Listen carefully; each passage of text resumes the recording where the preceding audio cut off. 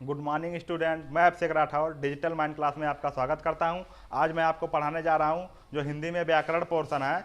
व्याकरण पोर्शन में कुछ तीन चार टॉपिक ऐसे हैं जो बहुत छोटे छोटे हैं, आपको अच्छा नंबर देंगे, तो वो समझ लीजिए। 11 नंबर के ये टॉपिक हैं। टोटल 4 टॉपिक हैं और जो 11 नंबर के हैं इनको आप अच्छे से समझिए और जो है अपना पूरा नंबर कवर करके आइए वहाँ से।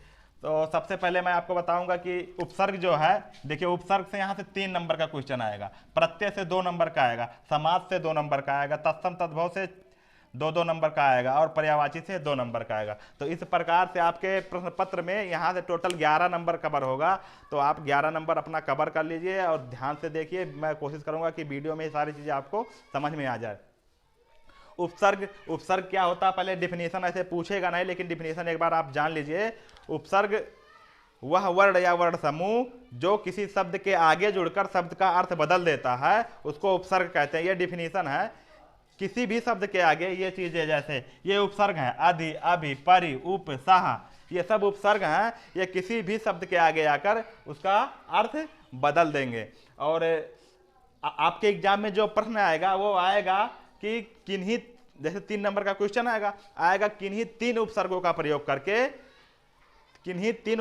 प्रयोग करके नया शब्द बनाइए। तो आपको जैसे 3 उपसर्ग, इसमें 6-7 शब्द दे देगा, 6-7 उपसर्ग दे देगा, उससे आप प्रयोग करके नया नया जो है शब्द बना रहेगा। तो जैसे अधि है, आपको अधिकार लिख देना रहेगा।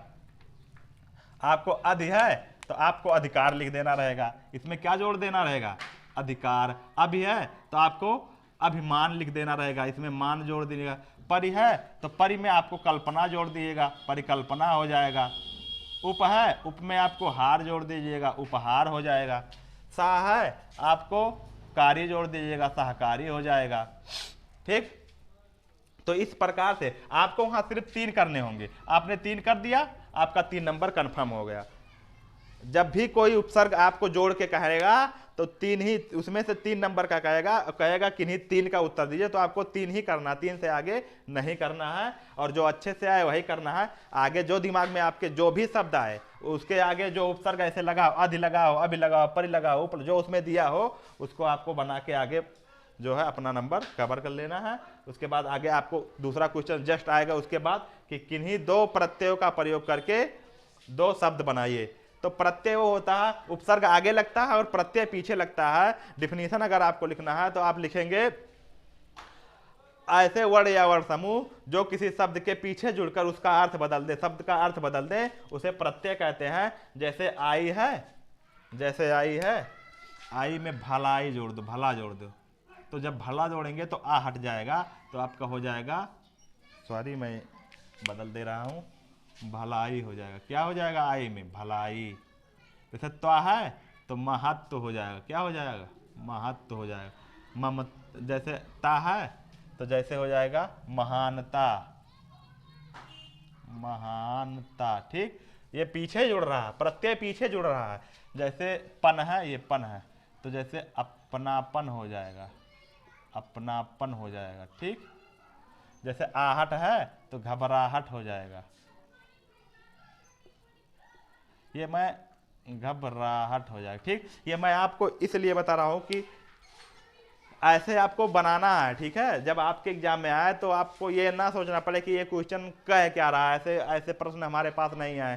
प्रश्न सीधा सीधा आएगा कि किन्हीं 2 प्रत्यय, 2 क्वेश्चन इसमें से करना रहेगा प्रत्यय से। तो किन्हीं 2 प्रत्ययों का प्रयोग करके 2 नए शब्द बनाइए। तो आपको प्रत्यय ऐसे लिखना है। ठीक है। प्रत्यय बाद में जुड़ता है और उपसर्ग आगे। अगर आप भूल रहे हैं तो उपसर्ग मतलब ऊपर, ऊपर मतलब आगे, यहां से ध्यान रखिएगा। और प्रत्यय मतलब पीछे। जब उपसर्ग आगे याद रहेगा तो प्रत्यय ऑटोमेटिक पीछे याद हो जाएगा। ठीक। इसके बाद जस्ट चलते हैं हम समास पे। समास से हम यहाँ हम 2 नंबर कवर करेंगे। यहाँ हमने कितने नंबर कवर किया? यहाँ हमने 3 और 2 5 नंबर कवर किया, और यहाँ हम करेंगे 2 नंबर कवर। ठीक। तो 2 नंबर कैसे कवर करेंगे? देखिए, बहुत आसान सा टॉपिक है। समास में आपको द्विगु समास और द्वंद्व समास पहचानना आना चाहिए। वहां पहचानने के लिए आएगा किन्हीं 2 समास को पहचानिए और समास विग्रह कीजिए, ऐसे क्वेश्चन आएगा।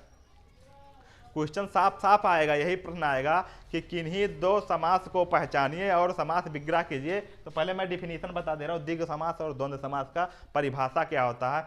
ऐसा समास जिसका प्रथम पद संख्यावाची हो उसे द्विगु समास कहते हैं। जैसे चौराहा है, ठीक, चौराहा, त्रिभुवन, पंचवटी, सप्तद्वीप आएगा। चौराहा का मतलब जैसे चार राहों का समूह, विग्रह में आप लिखेंगे चार राहों का समूह। चौराहा जैसे चौ, चार की फीलिंग आ रही है ना, चौ संख्यावाची हो गया, तो चौराहा क्या हो गया, चौराहा हो गया आपका द्विगु समास। जैसे आ गया त्रिभुवन, तीन भवनों का समूह, तीन आया ना आगे, तो क्या हो गया, द्विगु समास। पंचवटी, पांच वृक्षों का समूह, पांच आया ना आगे, क्या हो गया, द्विगु समास हो गया। ठीक, ऐसे आया सप्तद्वीप, सात द्वीपों का समूह, सात आया आगे ना, तो ऐसे क्या लिख देना आपको, द्विगु समास। तो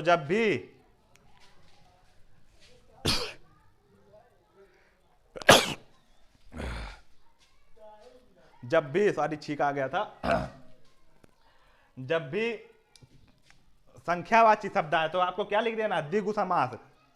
समास का नाम लिखना है, समास का नाम द्विगु समास। और समास विग्रह क्या लिखना, जैसे चौराहा है तो लिखना चार राहों का समूह, त्रिभुवन है तो तीन भवनों का समूह, पंचवटी है तो पांच वृक्षों का समूह, और सप्तद्वीप है तो सात द्वीपों का समूह। ऐसे ही द्वंद्व समास है। अगर द्वंद्व समास का डिफिनीशन लिखना है, वैसे डिफिनीशन आएगा लेकिन डिफिनीशन एक बार जान लीजिए। द्वंद्व समास का डिफिनीशन, ऐसा समास जिसके दोनों पद प्रधान हो, जिसके दोनों पद प्रधान हो वहां क्या होता है, द्विगु समास होता है, और उसमें और छिपा होता है, और छिपा होता है। तो आपको जैसे आएगा देश विदेश, तो ऐसे बीच में अगर बीच में डैश मिला कहीं पे भी, ठीक, दो शब्दों के बीच में अगर कहीं भी डैश मिला तो वो आंख मूंद के आप क्या मारेंगे, द्वंद्व समास। और विग्रह करना होगा देश विदेश, देश और विदेश, डैश की जगह पे और लगा देना है। पाप पुण्य है तो पाप और पुण्य, डैश की जगह पे और लगा देना है। हानि लाभ है तो हानि और लाभ, इस तरह से आपको विग्रह भी करना है। तो समास का नाम, दो समास का नाम लिखना रहेगा और विग्रह करना रहेगा। यहाँ से आपका 2 नंबर कवर हो जाएगा। बहुत आसान टॉपिक है, आशा करता हूँ ये टॉपिक आपको समझ में आया होगा। इसके बाद आएंगे तत्सम तद्भव पे। तत्सम तद्भव से यहाँ से आपका 2 नंबर और यहाँ से आपका 2 नंबर कवर होगा। तत्सम क्या होता है, ऐसे शब्द जो संस्कृत से हिंदी में आए हैं और अपना रूप परिवर्तन नहीं किए हैं, हिंदी से संस्कृत से हिंदी में आए हैं अपना रूप परिवर्तन नहीं किए हैं, उसको तत्सम शब्द कहते हैं। नहीं समझ में आया, जैसे समझिए एग्जाम्पल से अब समझा रहा हूं। जैसे मान लीजिए अज्ञान है, ठीक, अज्ञान है, ये संस्कृत में भी अज्ञान को अज्ञान ही लिखा जाएगा और हिंदी में भी अज्ञान को अज्ञान ही लिखा जाएगा। अग्नि, अग्नि संस्कृत और हिंदी दोनों में श्रेय, ओष्ठ, नवीन। तो इस तरह प्रश्न ऐसे नहीं आएगा। प्रश्न जो आएगा मैं आपको बता दे रहा हूं, प्रश्न आएगा किन्हीं 2 तत्सम तद्भव का तद्भव रूप लिखिए। ठीक, किन्हीं 2 तत्सम शब्दों का तद्भव रूप लिखिए। 4-5 को ऐसे तत्सम शब्द रहेंगे, अगर आपने उसका तद्भव रूप लिख दिया 2 का तो आपका 2 नंबर फिक्स हो गया। जैसे अज्ञान आया तो अज्ञान का आपको तद्भव रूप लिखना। अज्ञान का मतलब क्या होता है, अनजान, ठीक। ऐसे अग्नि आया, अग्नि का मतलब आपको तद्भव रूप लिखना आग। इसको हिंदी में क्या कहते हैं, जब इसका तद्भव रूप पूछेगा तो इसका मतलब इसको हिंदी में क्या लिखते हैं, अग्नि को क्या लिखते हैं हिंदी में, अग्नि को लिखते हैं आग। ओष्ठ को क्या लिखेंगे, ओठ, ठीक है। ओठ जो खड़ी बोली में भाषा प्रयोग किया जाता है वही आपको बस समझना है कि 2 ही लिखना है। मान लीजिए ये चारों आया और कह दिया कि किन्हीं 2 का तद्भव रूप लिखिए, तो आपने आग लिख दिया, अग्नि का आग, और ओष्ठ का आपको लिखना है ओठ, ठीक, ओष्ठ का आपको लिखना है ओठ। नवीन का आपको लिखना नया। ऐसे कुछ भी आ गया, मान लीजिए जैसे दुर्लभ है आ गया, दुर्लभ आ गया, दुर्लभ का आपको होता दूल्हा हिंदी। तो वो आपको कुल मिला जुला के हिंदी लिखना रहता है, समझिए अच्छे से। तो इस तरह तत्सम आपने जान लिया। आप जानिए तद्भव शब्द क्या होते हैं। तद्भव शब्द का जो डिफिनीशन होता है वो एक बार जान लीजिए। वो शब्द जो संस्कृत से हिंदी में आके अपना रूप बदल दिए हैं तद्भव शब्द कहलाते हैं। लेकिन डिफिनीशन नहीं आएगा आपको, आएगा आपको पहचानना है कि तत्सम कौन सा है, तद्भव कौन सा है। या आज पूरा क्वेश्चन ऐसे पूछेगा, दे देगा पत्थर शब्द दे देगा, कहेगा इसका तत्सम लिखिए, तो पत्थर का जब तद्भव शब्द देगा और तत्सम लिखना होगा तो उसको संस्कृत में क्या कहते हैं ये लिख, इसका मतलब है। और जब तत्सम शब्द देगा और तद्भव लिखना होगा तो उसको हिंदी में क्या कहते हैं ये लिखना है। तो जैसे तत्सम तद्भव शब्द दे दिया पत्थर, कहा कि इसका तत्सम लिखो, तो आपको लिखना है प्रस्तर। ठीक। माता दे दिया, कहा इसका तत्सम लिखो, तो आपको लिखना मातृ। माथा दे दिया, कह दिया इसका तत्सम लिखो, तो आपको लिखना मस्तक। मित दे दिया, तो आपको इसका तत्सम लिखना है मित्र। मित का होता मित्र। इस प्रकार से यहां से आप 2 नंबर कवर करेंगे। ठीक, या तो तत्सम पूछेगा या तो तद्भव पूछेगा। पूछेगा किन्हीं 2 शब्दों का तत्सम रूप लिखिए, तो तद्भव दिया रहेगा तत्सम रूप पूछेगा, और तत्सम दिया रहेगा तो तद्भव रूप पूछेगा। मतलब समझ लीजिए, तत्सम का मतलब संस्कृत, मोटी मोटी भाषा तत्सम का मतलब संस्कृत दिया रहेगा, हिंदी पूछेगा, और तद्भव का मतलब हिंदी दिया रहेगा, संस्कृत पूछेगा कि उसको संस्कृत में क्या कहते हैं।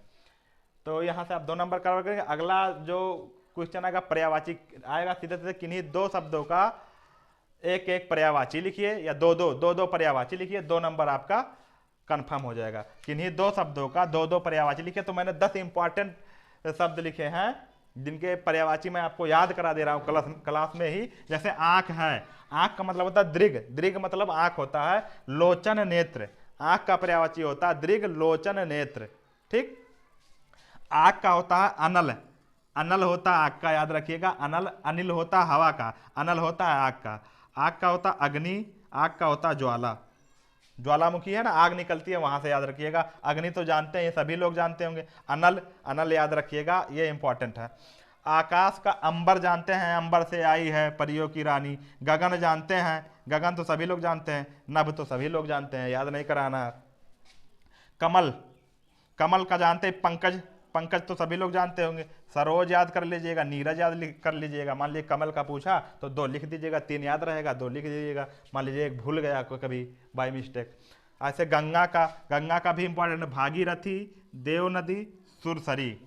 3 मैंने इसलिए बताए हैं कि मान लीजिए आप एक भूल जा रहे हैं तो 2 आप अच्छे से लिख लीजिए। ठीक। ऐसे पानी का है, जल है, नीर है, पेय है, ये तीनों आसान है, आप सुने होंगे। तालाब का ताल, पोखरा, पोखरा जानते हैं, या जलाशय सब लोग जानते हैं, आसान है। नदी का जैसे जल माता, जल माता नदी को कहते हैं। सरिता और नद।